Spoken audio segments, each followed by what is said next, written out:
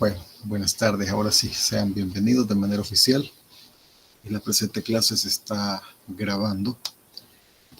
Así que, pues, vamos a dar inicio a lo que es la introducción de la valoración aduanera. Vamos a hablar un poco del GATT. Antes de continuar, quisiera saber respecto a la tarea que ya ha sido colocada en el aula virtual. ¿Tendrán alguna pregunta? ¿Cómo van el progreso de los grupos? Me gustaría saber cómo se van organizando. Hay bastante tiempo todavía para poder organizarse, ¿verdad? Y entregarla. Sin embargo, pues el tiempo vuela, así que no quiero que se vayan a confiar y ya al irse acercando la fecha de entrega, pues vayan a tener ese tipo de complicaciones. Albita, buenas tardes, bienvenida. Hola Lick, buenas tardes. Cabal, justo estábamos hablando sobre la organización. No sé cómo van la organización de los grupos, no sé si ya más o menos van tomando orden. Fíjese Lick que ahorita hay 4 grupos que han enviado sus datos en el grupo de WhatsApp, 2 grupos de 6 y 2 grupos de 5. No sé si faltan compañeros todavía que conformen sus grupos y envíen sus datos. Ok, bueno, pues vamos bien, ¿verdad? Se van organizando. Cualquier cosa, pues, alguna pregunta que tengan, por favor me lo hace saber, ¿verdad? A los demás, pues, háganlo por medio del Vito, que es su coordinadora, y pues, con todo gusto vamos a estarles colaborando. Ok, cuando hablamos del GAT, así para hacer un poco más participativa la clase, ¿quién me pudiera mencionar o dar una idea de lo que entienden sobre lo que es el GAT? Sin miedo, con sus propias palabras. Esto me imagino que lo han de haber mencionado en valoración 1, si no estoy seguro. Y si no, pues algo hemos de haber escuchado. Veamos, Jonathan. Bienvenido, buenas tardes. Buenas tardes, Lick. Para mí, yo sé que el GAT es donde se encuentran como los métodos de valorización para poder declarar las mercancías correctamente ante aduana. Eso es lo que más o menos yo entiendo que es el GAT. Ok, perfecto. En el punto central, así es, Jonathan, y para todos los demás, el punto central del acuerdo del valor del GAT pues, incluye los métodos de valoración de las mercancías. Sin embargo, es mucho más amplio que eso. Es, es la base del sistema económico multilateral de carácter mundial. Es la base que cimenta lo que se puede y lo que no se puede hacer y que está en constante cambio.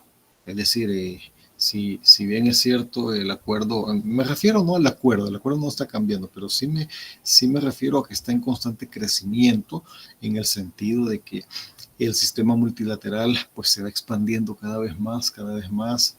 Si ustedes hacen un poco de memoria, bueno, la mayoría son cipotíos acá, ¿verdad? Pero los que somos ya, que ya tenemos un ratito rondando esta tierra, recordemos cuando se empezaba a hablar de un término que era novedoso para nosotros allá por la década de los 90.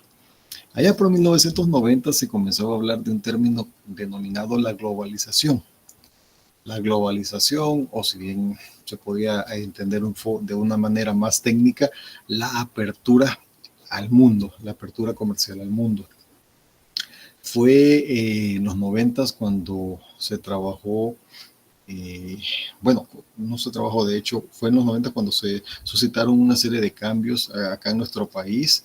La aduana también sufrió ciertos cambios en cuanto a temas de modernización y pues de unos años todavía antes, a los 90, ya se comenzaba a hablar sobre la aduana sin papeles.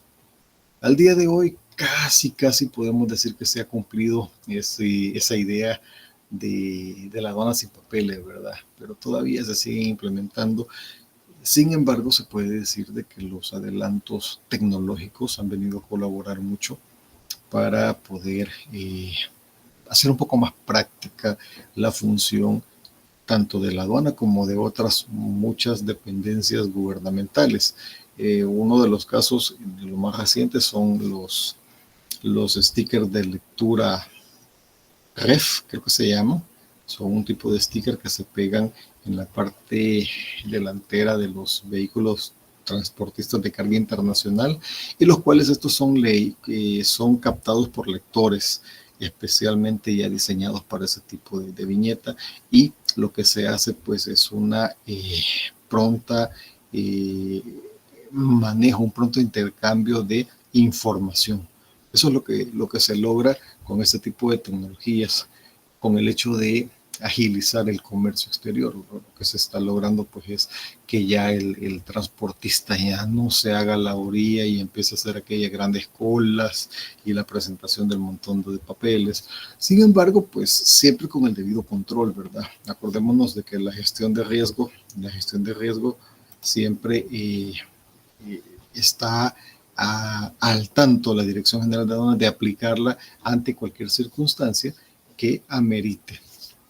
Así que en relación a esa globalización, volviendo al tema, la apertura comercial al mundo, se han venido estipulando nuevos cambios, como por ejemplo los tratados de libre comercio, podemos decir, ¿verdad? Que son herramientas comerciales de carácter de comercio internacional para poder no solamente agilizar, sino que tener un mercado preferente en cuanto a las negociaciones bilaterales o multilaterales que se puedan tener entre naciones. Entre naciones parte de ¿quién?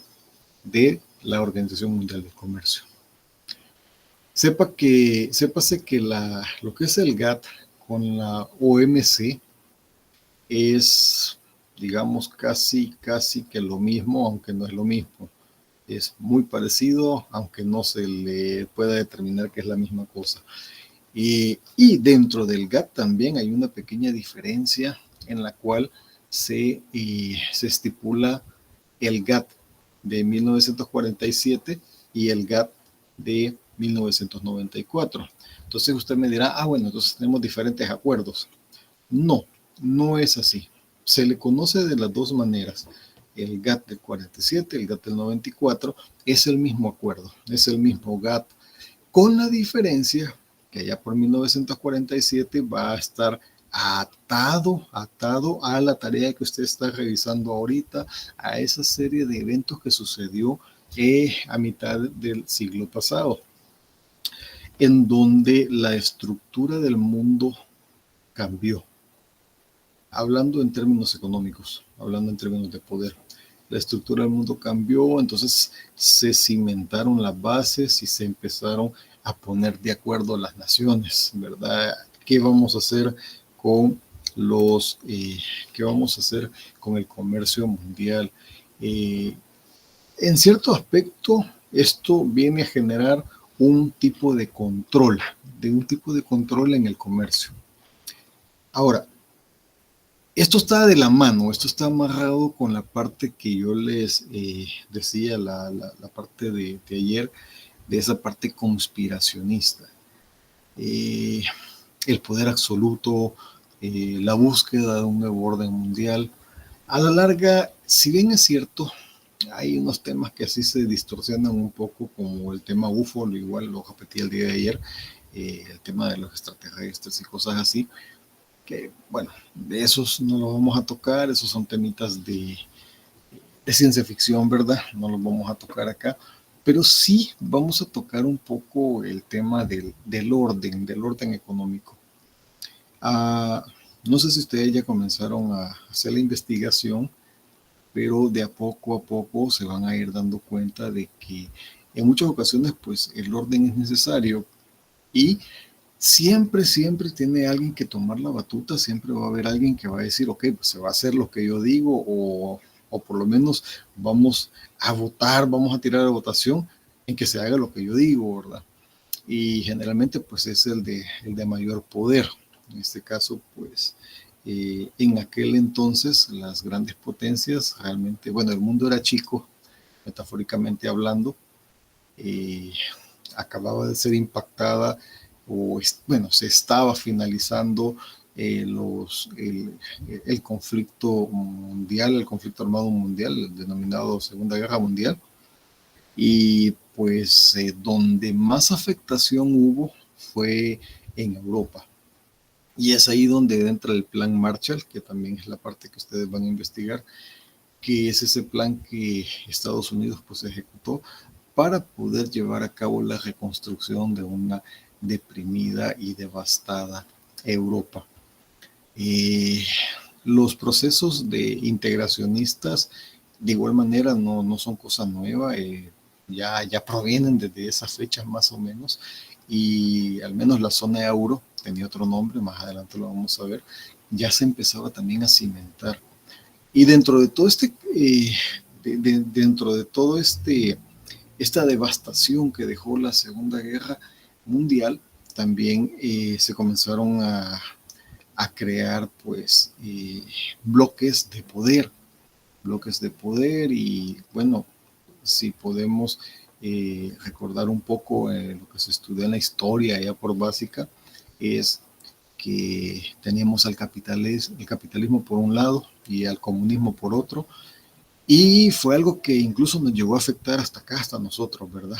El conflicto armado de los años 80 radica en eso, en el momento de que, bueno, qué bando íbamos a tomar, ¿verdad? Entonces, los poderes fácticos internos, pues, lucharon y convencieron a muchas masas, tanto uno por el lado derecho y otro por el lado izquierdo, para poder así, pues, optar por un bando en específico.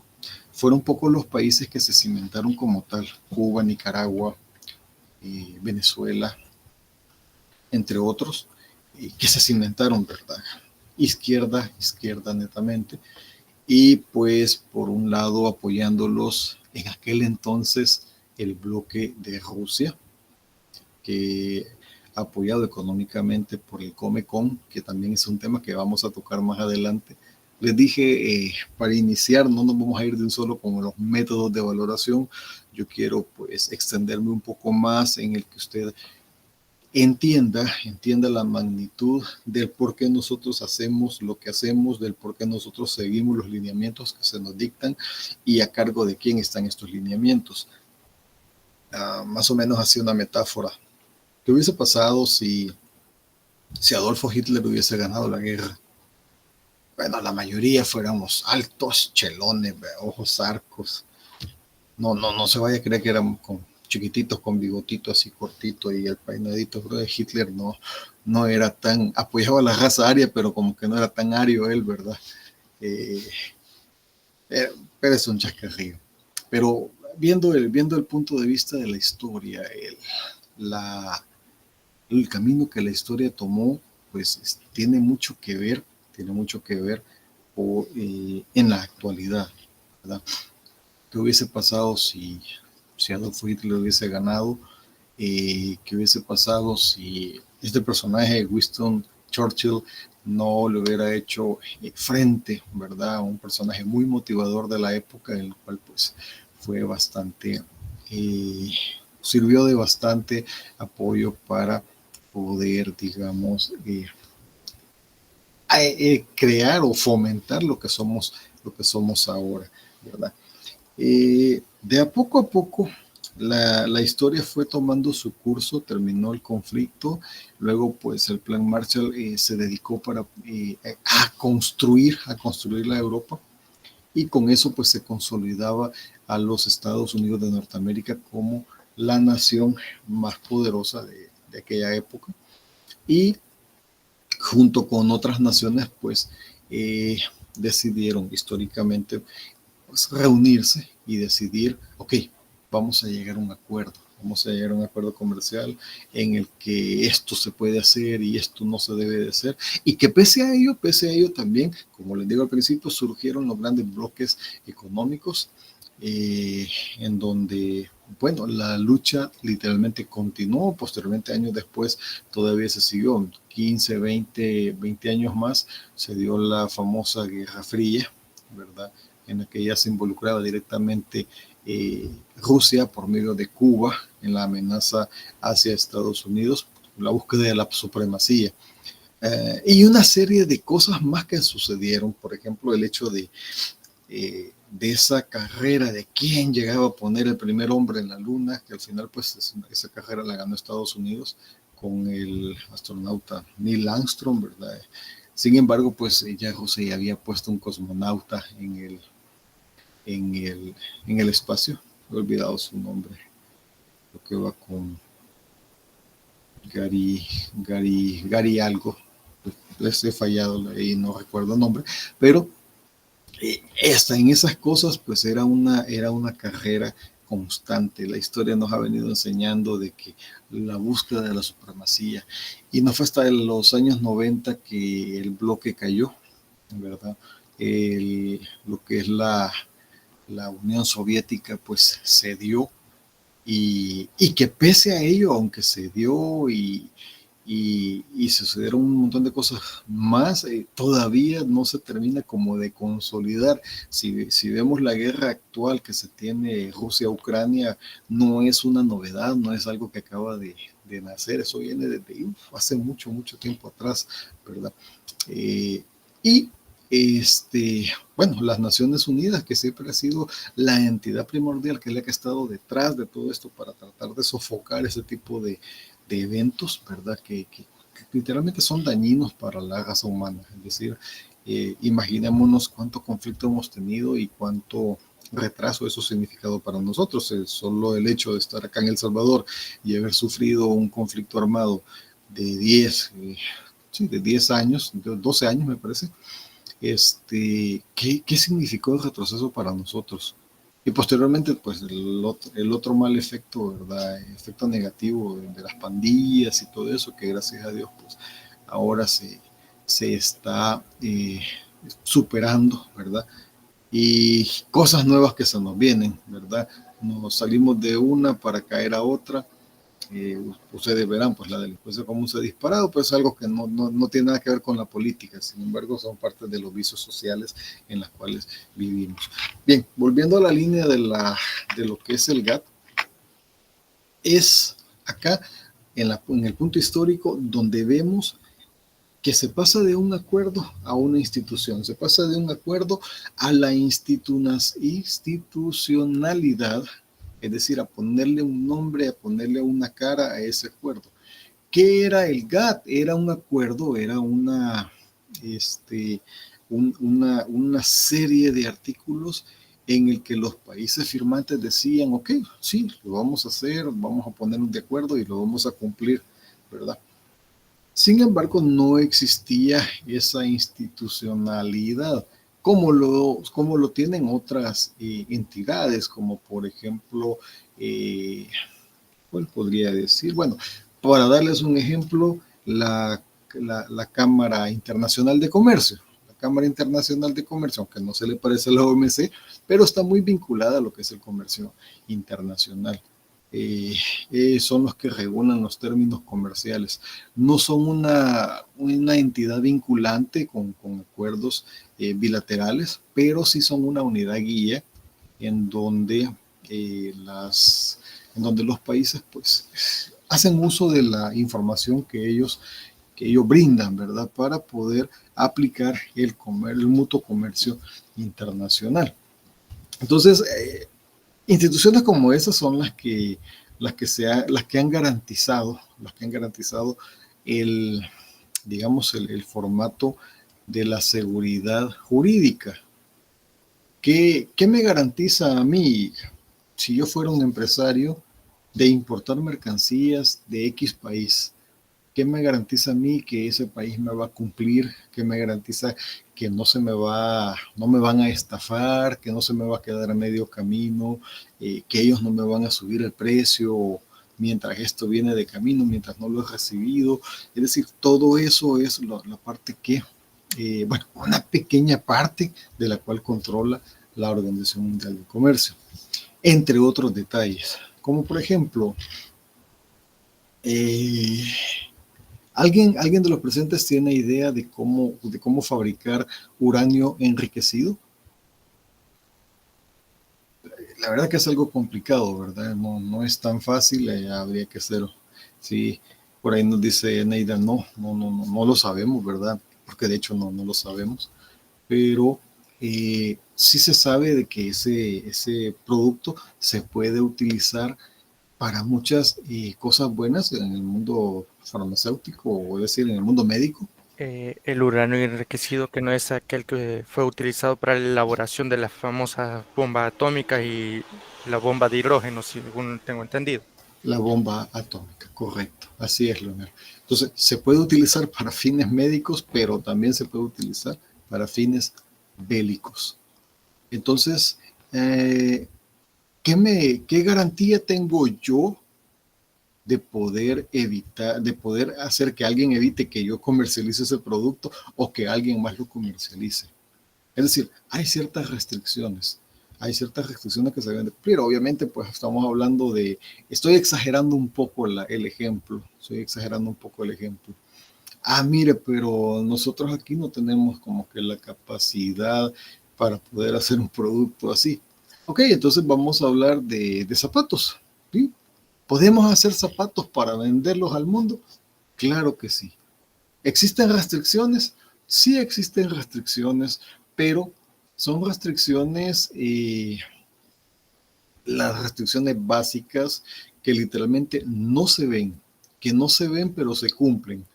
¿Cómo es eso que no se ven y se cumplen? Bueno, que no se ven porque estamos acostumbrados a ellos, porque nosotros ya crecimos en ese sistema.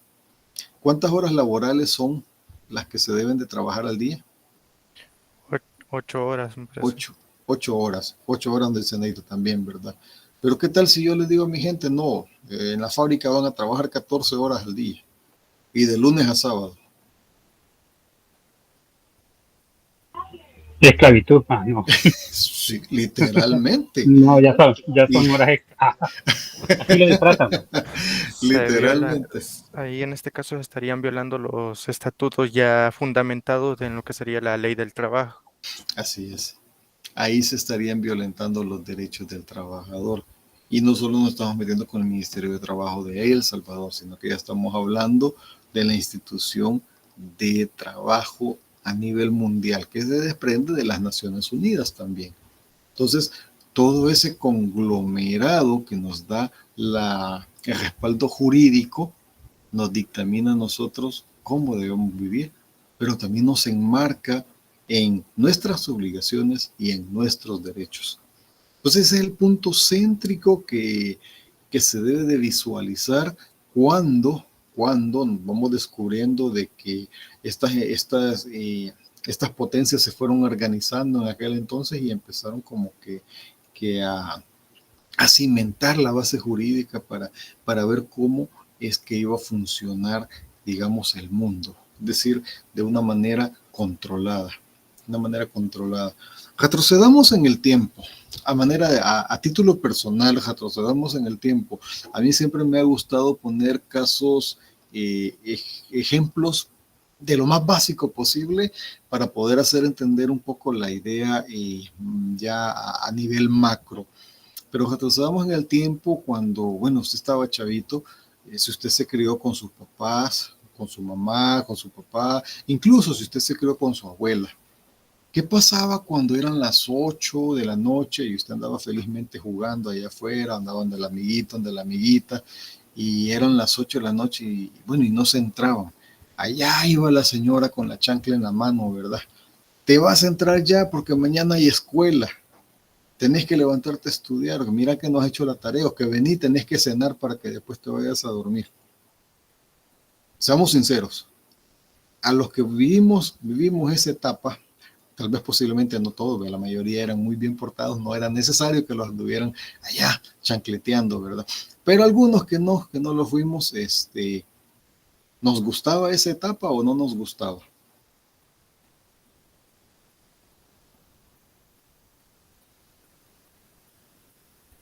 Oh, sí, no quería seguir jugando, dice. Uno quería seguir jugando, dice Neida por ahí. En efecto.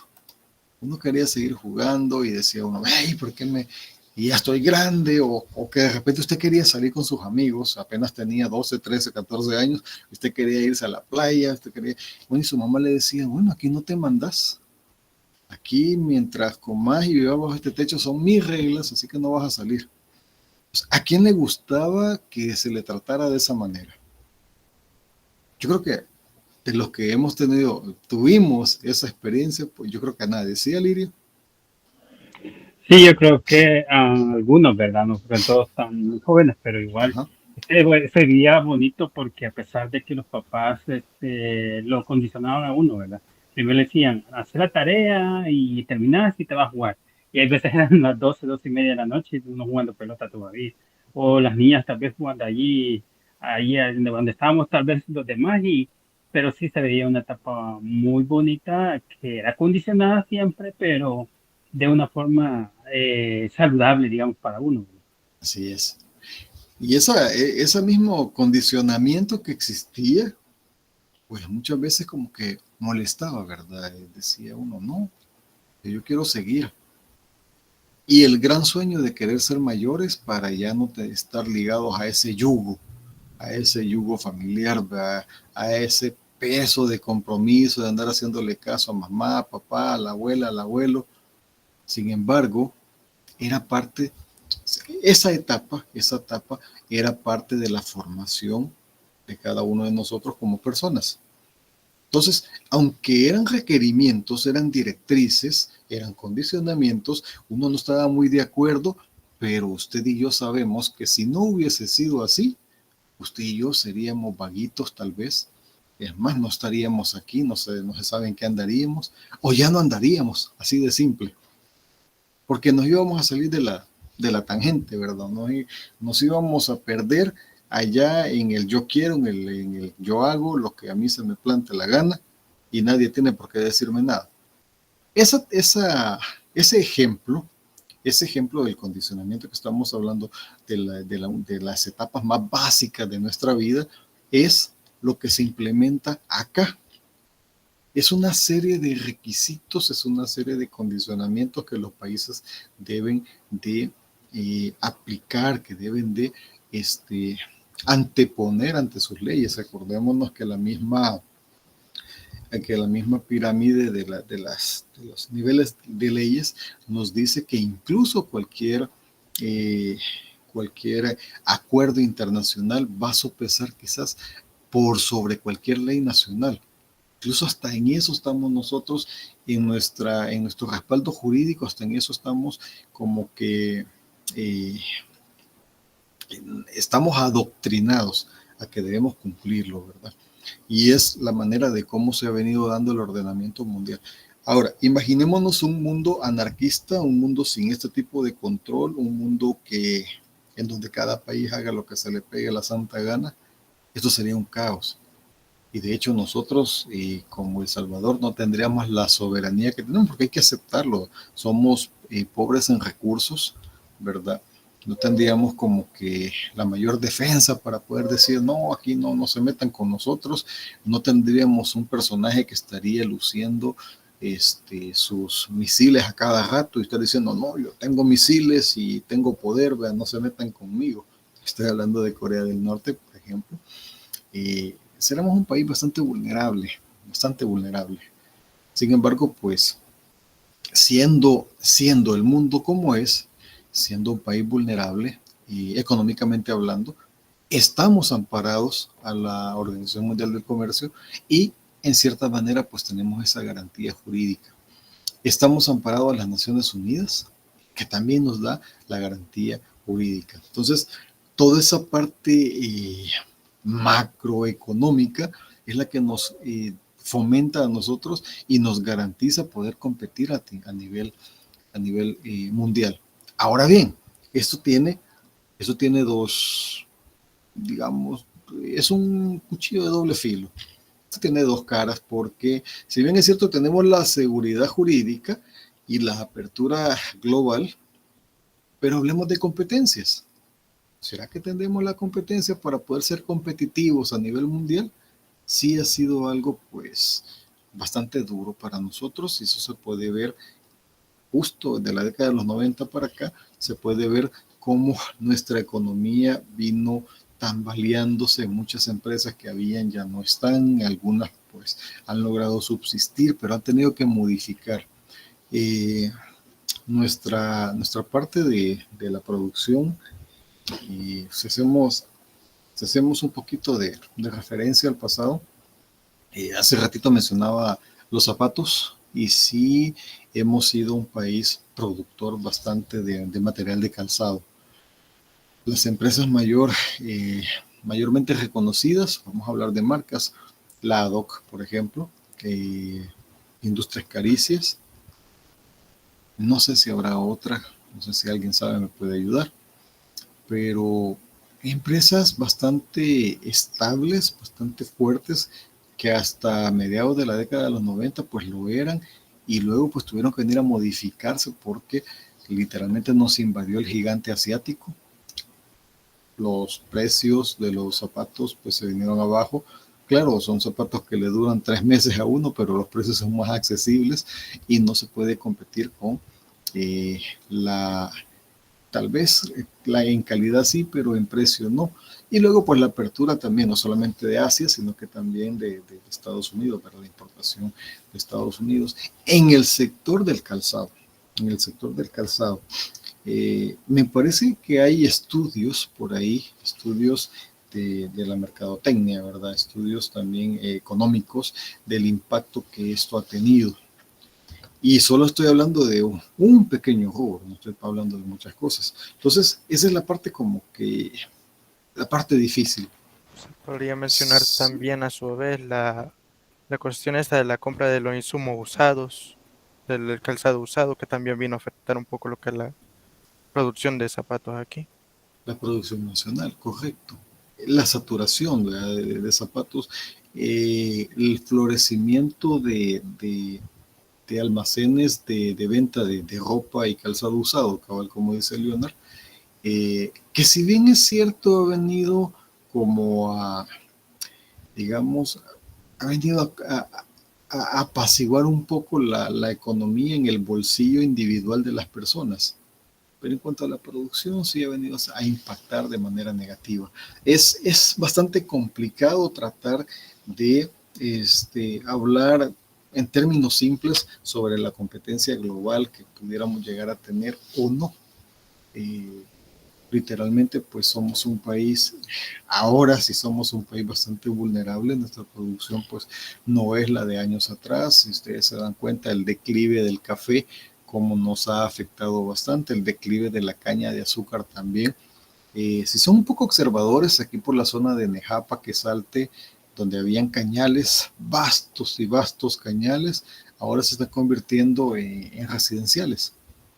Y si bien es cierto, aún tenemos producción de azúcar, de caña de azúcar, perdón, pero va en declive y basta hacer un pequeño análisis, un pequeño estudio en cuestión de tiempo para determinar por qué eso va a venir a bajar. Y la verdad que no es cosa nueva, ¿verdad? No nos ha pasado, no nos está pasando por primera vez, eso ya se vivió con la cuestión del algodón, con la cuestión del añil, hablando del siglo pasado, ¿verdad? Ya se vivió la primera etapa en cuanto al declive de ciertos productos. No se ha tenido como que tenido en cuenta que esa pérdida pues la tuvimos y ahí está. Lo que nos tocó pues fue evolucionar, y fue cuando también en la década de los 90 la gran migración de gente del campo a la industria. Estoy hablando del sector maquila.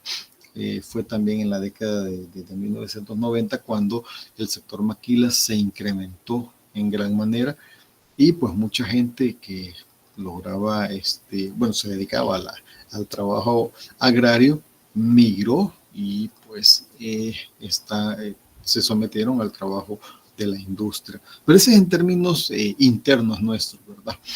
Y fue ahí por 1995 también cuando nosotros como el país nos adherimos a la OMC.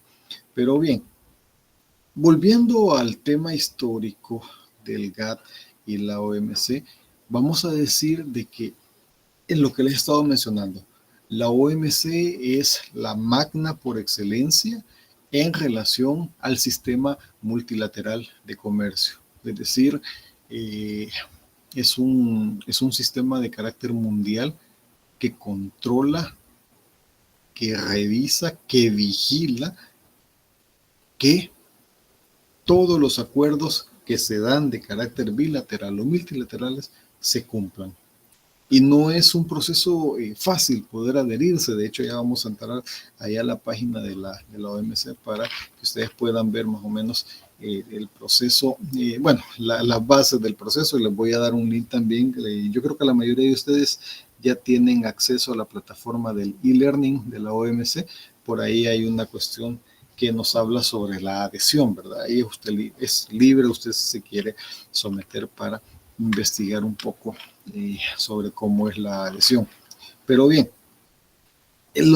todos los pactos comerciales que se negocian a nivel a nivel de países en carácter mundial, es la OMC la que está a cargo de.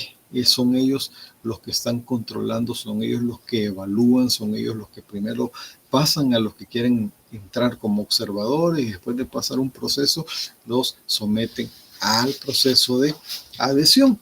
Entonces vamos a ver cómo este acuerdo vino a transformarse. El GATT 47 vino a transformarse al GATT 94, que al mismo tiempo, por el acuerdo de Marrakech, dio origen a lo que es la Organización Mundial del Comercio. Pero bien, ¿qué es lo que se busca? Por acá estoy viendo, vean, busca la reducción de aranceles y esto lo busca bajo el principio de reciprocidad. Déjeme decirle que ningún sistema es perfecto. Ningún sistema es perfecto e incluso el sistema de la Organización Mundial del Comercio tampoco lo es. Porque uno de los principales principios que ellos utilizan, que es la de nación más favorecida, habla sobre el acuerdo sobre naciones, el acuerdo sobre países, que ninguno tiene que tener más que el otro o ninguno tiene que tener menos que el otro, sino que esto tiene que ser en un acuerdo homogéneo, con ciertas dificultades técnicas por las capacidades y competencias que cada país tiene. Es decir, El Salvador se puede llegar a nivelar para poder compararlo con Guatemala, tal vez con Costa Rica, qué sé yo, pero no tendríamos cómo poder compararnos con países como México, por ejemplo, ya que la economía mexicana es muchísimo mayor a la nuestra. Sus recursos son muchísimo más grandes que nosotros. Bueno, el recurso geográfico, ellos son muchísimo más grandes que nosotros. Los recursos de la producción interna de México es muchísimo mayor a nosotros. Entonces, ahí es donde encontramos ciertas dificultades técnicas que no nos permiten a nosotros ser como que iguales, ¿verdad? Sin embargo, hasta en eso también lo que es el acuerdo trata de nivelar y trata de ver la manera de cómo hacer que esto se cumpla. Así que esta es la parte de cómo se crea, cómo nace el acuerdo, y específicamente nace allá por el 30 de octubre de 1947, posterior a la Carta de La Habana, que la Carta de La Habana fue la precursora del GATT, en donde pues se establecían una serie de acuerdos que al final no fueron corroborados, no fueron confirmados. Entonces se firmó lo que es el GATT de 1947 para poder crear una organización que era en aquel entonces la OIC. Es decir, el objetivo principal de la creación del GATT 47 era crear la Organización Internacional del Comercio. No era la OMC, pero eso es simple semántica, podemos decir, ¿verdad? La idea primordial ya se tenía. Después de ello, en 1947, imagínense, se dieron una serie de rondas, negociaciones en donde los países se reunían, hacían los cambios pertinentes al acuerdo para poder pues seguir ejerciendo el comercio mundial, sin embargo sin llegar a ningún acuerdo para la ejecución de una institución. No fue hasta la última ronda que se ejecutó el acuerdo de Marrakech, y fue esto allá en 1994. Y fue en 1994 cuando ya se postula a nivel mundial el GATT 94. Entonces, ¿qué podemos decir? Que el GATT 47 y el GATT 94 no son la misma cosa. No es que no sea la misma cosa, sino que hablamos de un GATT de transición.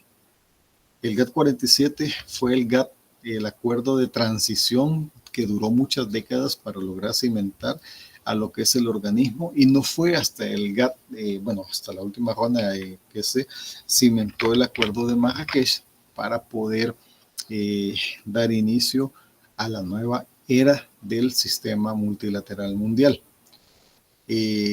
Ahora, hablamos del GATT 94, el GATT 47 al GATT 94, pero ¿qué fue lo que pasó antes de eso? Y esta es la parte que ustedes van a tener que efectuar, la historia detrás de la historia. Allá, como lo mencionaba en un principio, despuesito de la Segunda Guerra Mundial, se juntan la Federación de Naciones Unidas en aquel entonces, y comienzan ellos a ver diferentes panoramas a futuro para poder construir el nuevo orden del cual les mencionaba. Entonces no estoy hablando del nuevo orden mundial en el carácter de grupos secretos, de grupos sectarios, sino que lo estoy hablando en el sentido del nuevo ordenamiento del sistema multilateral económico. Claro, yo vendí esa idea para hacer un poco más llamativa, ¿verdad?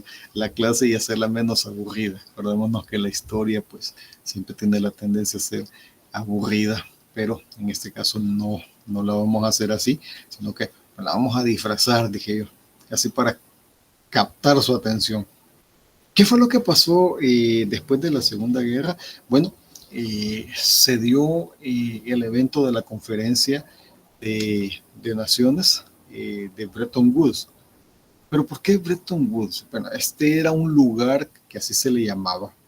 Creo que está en Nueva York, y ahí fue donde se reunieron todas las potencias, representantes de las potencias de aquel entonces, para poder determinar el futuro. Entonces, teníamos la participación de dos grandes potencias en ese entonces, y era Estados Unidos por un lado y Reino Unido por el otro. Y El Salvador también estaba ahí. No, mentira. El Salvador, ya existíamos, ¿verdad? Pero no teníamos como que esa capacidad, ni los demás países de Centroamérica. Sin embargo, déjenme decirle de que, yo creo que ya se lo dije, nuestra Corte Suprema de Justicia Centroamericana, esa sí es la primera del mundo, se puede decir, ¿verdad? Y esa data todavía de mucho antes, creo que de 1909 o 1913, no recuerdo exactamente la fecha, pero desde entonces, porque se firmó en Estados Unidos, eso no lo vamos a negar. Recordemos que era la capital del mundo, ¿verdad? El imperio, el nuevo imperio romano de nuestros tiempos. Pero en cuestión del sistema multilateral, pues fue la base está cimentada acá en los acuerdos de Bretton Woods, en donde tenemos la participación de dos personas, eminencias y brillantes de la época. Por un lado, el economista John Maynard Keynes, que era el representante del lado del Reino Unido, y por otro lado teníamos al señor Harry Dexter White, que era la segunda propuesta que estaban predominantes, ¿verdad?, por el lado de Estados Unidos. Al final, ¿cuál creen que ganó?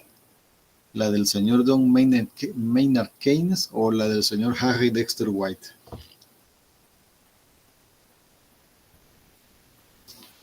Esto es señal que todavía no están investigando, ¿sí? ¿Me iba a decir? No, por lo visto creo que fue la segunda, si no la recuerdo. Sí. Porque de hecho, todavía hace poco en una de las clases anteriores hablábamos de que la recesión del 2008 todavía, si este señor John Maynard Keynes hubiera estado, no hubiéramos tenido una recesión así como esta, y por tal situación es que ganó la segunda, es lo que más o menos, medio, por ahí hemos. Sí, muy bien, Henry. En efecto, fue la segunda la que ganó, la del señor Harry Dexter White, que era la que estaba apoyada por el lado de los Estados Unidos. Ambos tenían unas propuestas bastante interesantes. Lo único que, quizás para ser un poco más simplificado, la propuesta de Harry Dexter White era un poco más proteccionista hacia su país. Es decir, la medida pues le daba un poco de mayor facultades a Estados Unidos y por sobre todo le daba fuerza a la moneda de Estados Unidos, es decir, al dólar. Le daba todavía más fuerza, porque de hecho ya tenía fuerza, ya se utilizaba el dólar, ya se empezaba a utilizar el dólar en relación al patrón oro en esa época.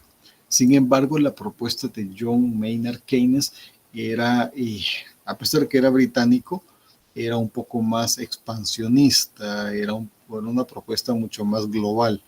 Él no solo hablaba de un tipo de cambio generalizado, que es lo que vivimos ahora, ¿verdad? Desde ese entonces hasta el día de hoy, el tipo de cambio se cimenta en el dólar. No, este señor pues hablaba de la propuesta de una moneda mundial. De hecho, hasta le dio su denominación, la cual se llamaría el Bancor. El Bancor iba a ser la moneda mundial, literalmente, que se iba a utilizar para poder efectuar los tipos de cambio y cualquier tipo de transacción comercial, ¿verdad?, a nivel mundial, entre otras cosas que sí tenían bastante similitud. En algo que sí estaban muy de acuerdo ellos era en la creación del Fondo Monetario Internacional. Es decir, incluso en la creación del Banco Mundial. Y fíjese que haciendo un poco de análisis integracionalista, los dos señores, o sea, en su ingenio, estaban casi que en la misma línea. Es decir, yo no voy a decir que la propuesta de este era mejor que la de este otro, no, porque las propuestas de ambos eran muy interesantes, eran muy buenas, pero tenían que seguir un lado u otro lado. Es decir, tenían que dar cuenta a alguien mayor, a una autoridad mayor. En este caso, pues ya sabemos, ganó la de Harry Dexter White, pero lo que sí se puede llegar a decir de que en su mentalidad integracionista, ellos sometían o pusieron sobre la mesa los elementos fundamentales, los elementos básicos que se necesita para poder tener un proceso integracionista. ¿Cuáles son esos elementos base? No es solamente de decir unámonos y ya no fuimos. Es decir, primero pues hay que preparar la mesa, ¿verdad?, para después empezar a servirlo el banquete. Los elementos principales eran una fuente de financiación. No se puede hacer nada si no se tiene el financiamiento, no se puede hacer nada si no se tienen los recursos económicos. Y es por ello que ellos se enfocaron en esto, en la creación de fondos monetarios. Se enfocaron en la creación de un banco, en este caso pues el Banco Mundial, que de hecho en la propuesta de Harry Dexter fue la creación del Banco Mundial. Claro, no era el Banco Mundial, tenía otro nombre, creo que más adelante lo vamos a ver, ¿verdad? Y entre otros detalles, no estaban tan como que disparados. Bien, aquí a mayor detalle podemos decir, la propuesta del británico decía que se debía establecer un sistema monetario mundial basado en la unidad monetaria internacional mediante la creación del Bancor. Esta moneda que estaría vinculada a las divisas fuertes y sería canjeable en moneda local a través de un cambio fijo. A nosotros, en la actualidad, se nos hace como que muy sencillo, ¿verdad? Decir, bueno, hablaban de una moneda porque la moneda era el todo en aquel entonces. Sin embargo, en aquel entonces, bueno, muchísimo antes, hablemos de un siglo antes, la estabilidad económica era bien difícil de mantener, era bien difícil de poder balancear. De hecho, en la parte interna de Estados Unidos, estamos hablando de los Estados Confederados, existían muchos bancos y al existir muchos bancos existían muchas emisiones de dólares. ¿Cómo es eso que existían muchas emisiones de dólares? Sí, eran dólares, pero acordémonos que ellos carecían de un banco central de reserva. Es el problema que yo siempre he criticado a nuestro país. Tenemos el Banco Central de Reserva, ok, un organismo estadísticamente muy viable, funcional, pero no podemos emitir papel moneda porque nosotros no tenemos nuestro propio papel moneda. O sea, somos el país, yo no sé si va a estar bien o va a estar mal lo que voy a decir, pero somos el país con más monedas en el mundo, si se puede decir así, exceptuando la Unión Europea, ¿verdad? Que ellos, por ser por ser un bloque completo, pues tienen ese tipo de beneficios, pero nosotros somos un país tan chiquitito, 21,000 kilómetros cuadrados, y tenemos 3 monedas. Tenemos el colón, tenemos el dólar y tenemos el Bitcoin. Ahora, respecto al Bitcoin, sí es algo que estamos en pañales todavía. Al menos la gran mayoría desconocemos a ciencia cierta cómo es que esto funciona así a cabalidad. Es decir, tengo una wallet en mi celular no me hace experto. Es decir, nada más me hace un usuario. Expertos son aquellos que son profesionales y especialistas en el poder minar, ¿verdad? Que ya se meten a los chains y que empiezan a minar y que estos están generando. Ok, tema que yo pues, no me animo como que a entrar más porque no es de mi dominio. Entonces el tener una wallet no me hace. Sin embargo, ahí está la moneda. Entonces manejamos dólares, sí, pero hay que pedirlos. No podemos emitirlos. ¿Es malo? No es malo. Al menos el hecho de estar con el dólar pues nos ha venido a establecer un tipo de cambio fijo. ¿Por qué? Porque el colón vale 8.75. Desde el año 2001 hasta el año 2023 el colón sigue valiendo lo mismo. Usted vaya al tipo de cambio, a la hoja de tipo de cambio que el mismo Banco Central de Reserva lo estipula, los tipos de cambio van, suben, bajan. Son tan fluctuantes porque así es la relación. La relación de divisas es tan fluctuante con relación al dólar.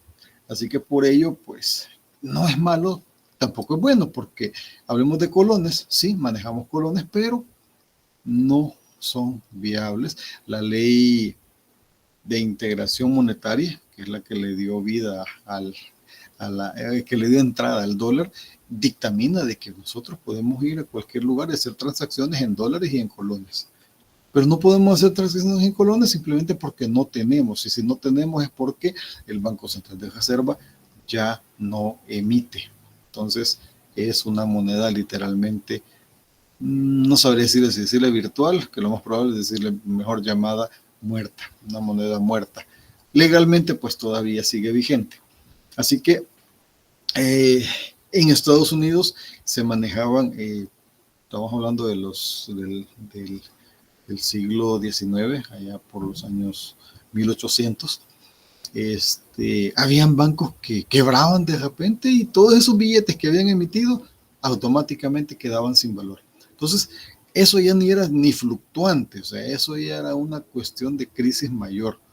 Imagínese, usted iba con su fajo de billetes saliendo hoy por la tarde de cierto banco para hacer una transacción el día de mañana, el día lunes, pero el día de mañana el banco quebraba. Entonces usted llegaba ya con un montón de papeles inservibles. Era de lo más común que se daba en Estados Unidos. Entonces, la visión de este señor, del británico Keynes, era crear una sola moneda. Una sola moneda. Muy similar al peso centroamericano que tuvimos acá, ¿verdad? Mira, entonces tenemos 4 monedas, me van a decir. No, el peso centroamericano era... hay un nombre que se le da jurídicamente, pero les soy honesto, no recuerdo, pero podemos decir que algo como que metafórico. Nada más era una cuestión de valor que se le daba literariamente para poder, digamos, aplicar lo que son las leyes regionales, ¿verdad? Ahí se hablaba del peso centroamericano. Hoy en día, pues, tenemos muy en claro de que la moneda de divisa, la divisa de tipo de cambio fija que se ha quedado estipulado, pues es el dólar, ¿verdad? y que bien para nosotros, que es el dólar que utilizamos. Entonces, aparte de crear el Bancor, también hablaba de crear un órgano internacional de compensación, que era el ICU, International Clearing Union, con capacidad de emitir la moneda internacional de la cual estaba hablando, y el objetivo principal era mantener una balanza comercial equilibrada. Perfecto. Esa era la visión del británico, lo mismo que Estados Unidos ha venido haciendo durante décadas, a pesar de las crisis que han habido, de los altibajos que se han vivido en cuanto a la economía, pues ellos han tratado de mantener, ¿verdad?, por medio del dólar, esa balanza comercial equilibrada. Entonces aquel señor Keynes, británico, quería lograr eso, pero a nivel de globo, es decir, aplicado para todo el mundo. Y si bien es cierto, Gran Bretaña es uno de los precursores comerciales mercantilistas de los de mejor avance de la época, en su época. Es decir, ellos fueron los primeros, ¿verdad?, en conquistar los océanos en relación a las transacciones comerciales de carácter mundial. Fueron los británicos quienes llevaban la batuta, ¿verdad?, en cuanto al comercio internacional, en aquel entonces cuando el comercio se movilizaba a través de navíos, a través de barcos. Bueno, la situación cambió, el mundo evolucionó, se actualizó, y ahora pues es quien tenga, siempre sigue teniendo, el nivel marítimo siempre sigue teniendo una gran participación a nivel global de del traslado de mercancías. Pero ya entró en competencia, pues ustedes lo saben, ¿verdad?, que estamos hablando de todos los medios de transporte que en la actualidad se manejan. Bien, ¿cuál era la postura del señor White? Esto era sustituir el patrón oro por un patrón dólar, siempre vinculado al oro, es decir, fijar la tasa fija de un tipo de cambio a lo que era el dólar. Y es decir, todavía el patrón oro se usaba, pero poco, pero sí se utilizaba. Recordemos que las reservas que mantenían los países en aquel entonces, a causa de la Segunda Guerra Mundial, pues había venido en declive, y pues no tenían como que el mismo poder, ¿verdad? Siempre ellos tenían que ver de qué manera siempre trataban de tener esas reservas, al menos al margen de mantener su estatus. Entonces lo que se buscaba era mejor cambiar el patrón oro por lo que es el dólar. Y con la misma propuesta se va a crear el Banco Mundial. Claro, no fue directamente el Banco Mundial de un solo que se creó. En aquel entonces acá lo dice, mira, era el Banco Internacional para la Reconstrucción y el Desarrollo. ¿Por qué se llamaba así? Bueno, porque era el financista de poder sacar del lío a Europa posteriormente a la Segunda Guerra Mundial. Asimismo, también se vio la necesidad de crear un organismo adicional. Entonces, ¿de qué estaba hablando el señor White en este caso? Mire, vamos a crear la OIC. La OIC, la que tardó muchas décadas para poder consolidarse allá en 1995, que no fue la OIC, sino que fue la OMC. Pero en aquel entonces, en lugar de ello, se firma el acuerdo general, que es el GATT, y quedando este acuerdo como algo provisional mientras se pudiera crear lo que es la Organización Mundial del Comercio, ¿verdad? O en ese caso, pues mientras se creaba la OIC. Entonces no fue desde 1947 hasta 1994 que ese proceso de transición que dio apertura a la creación de la OMC. Asimismo, también dentro de la propuesta era crear el Fondo Monetario Internacional. con el objetivo de vigilar y proteger un rumbo de economía a nivel global, etcétera, etcétera. Muy bien. Vemos acá cómo desde un principio, para efectos integracionistas, se estaban poniendo los mismos elementos.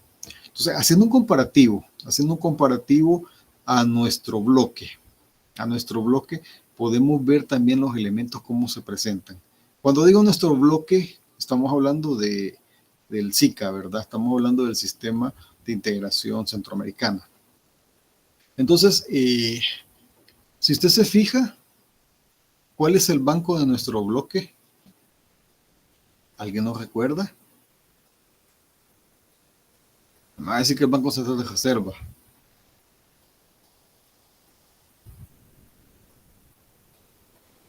¿Tenemos banco en nuestro bloque centroamericano o no tenemos banco?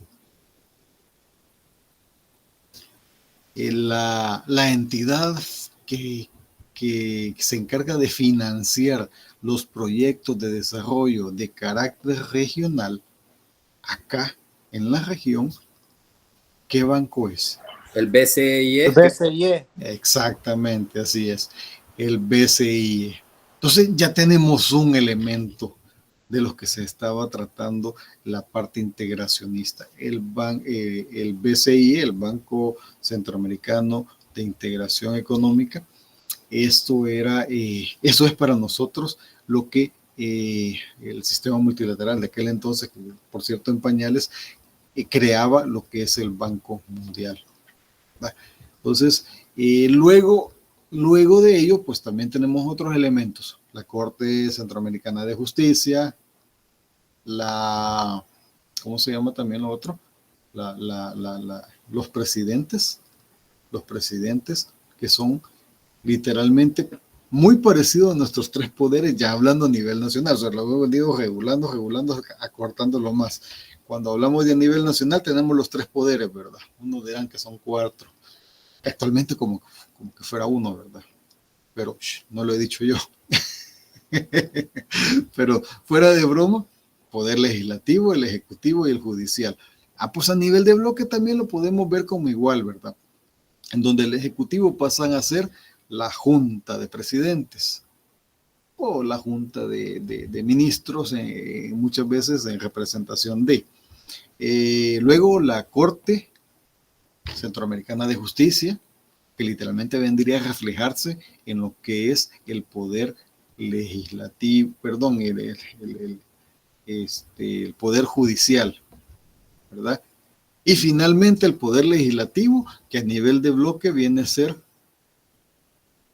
¿quién se recuerda? El Parlacen, el Parlamento Centroamericano, en donde cada uno de los países parte, pues tienen ciertos diputados ahí en representación de cada uno de esos países, que algunos por cierto andan huyendo en la actualidad. Bueno, en los acuerdos de Bretton Woods se contemplaban los pagos y reconstrucción y desarrollo, que se le conoció, el acuerdo de Bretton Woods se le conoció como la Conferencia Monetaria y Financiera de las Naciones Unidas. Es decir, ese fue el nombre con el cual se llevó a cabo en aquella ocasión. Y se le conoció coloquialmente como los acuerdos de Bretton Woods, porque esta reunión o esta conferencia se llevó a cabo en el Hotel Mount Washington en Bretton Woods, New Hampshire, de los Estados Unidos. Es decir, al final los acuerdos le quedaron el acuerdo del lugar, ¿verdad? Muy parecido a cuando hablamos de la Carta de La Habana, muy parecido cuando hablamos del acuerdo de Marrakech. Esos se hacen referencia a los lugares donde pues, se han llevado a cabo. Y se tuvo la participación de 44 naciones aliadas. Si tiene curiosidad, si El Salvador estaba ahí, no. Lamentablemente El Salvador no estaba allí. Este es un panorama más o menos de cómo es que se cimenta cómo que se cimenta el GATT desde los acuerdos de Bretton Woods, de la Conferencia Monetaria de las Naciones Unidas, que se llevó a cabo del 1 al 22 de julio de 1944. Mire, justo un día como hoy, hace 800 años, 22 de julio de 1944 se llevaban a cabo, justo hoy que era el último día de la convención, ya hasta se han de haber puesto a celebrar ellos y todo lo logramos, ¿verdad? Los estadounidenses. Y esto fue lo que generó. Estos acuerdos generaron un banco mundial que primeramente se llamaba el BIRF, era el Banco Internacional de Reconstrucción y Fomento. También se creó el FMI, el Fondo Monetario Internacional. Y también se puso sobre la mesa la creación de la Organización Internacional del Comercio, la OIC, que de las tres, esta no se dio. Esta no se dio porque obviamente pues no se llegó a un acuerdo y fue en lugar de esto el acuerdo del GATT. Es decir, no llegamos a un acuerdo de la creación, pero llegamos a un acuerdo donde nos podamos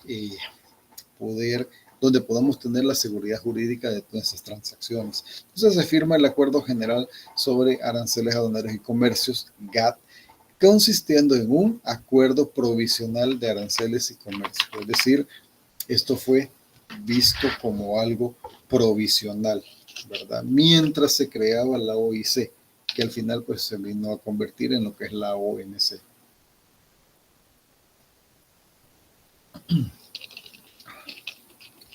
¿Dudas, preguntas al momento? La historia es aburrida. Ya escuché a alguien que se le activó el micrófono y estaba roncando. Pero mire, la historia es aburrida. Yo lo entiendo. Vamos a despertar a esos que se han quedado dormidos. Bien, el banco, la creación del BIRF fue apoyada por el presidente en aquel entonces, Franklin Delano Roosevelt, quien de la mano con Winston Churchill y de la mano con Joseph